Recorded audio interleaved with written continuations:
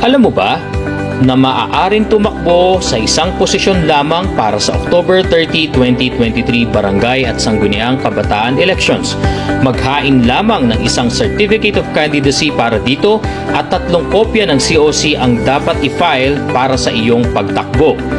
6 na araw lamang ang filing ng COC mula August 28 hanggang September 2, 2023, alas 8 ng umaga hanggang alas 5 ng hapon sa opisina ng election officer na nakakasakop sa barangay kung saan nais mahalal.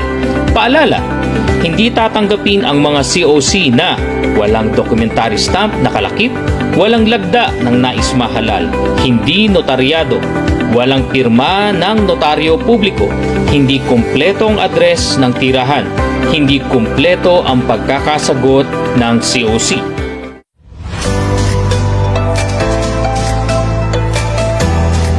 Para sa tamang detalye at karagdagang impormasyon, pumunta sa COMELEC Facebook, YouTube at Twitter accounts o bumisita sa www.comelec.gov.ph.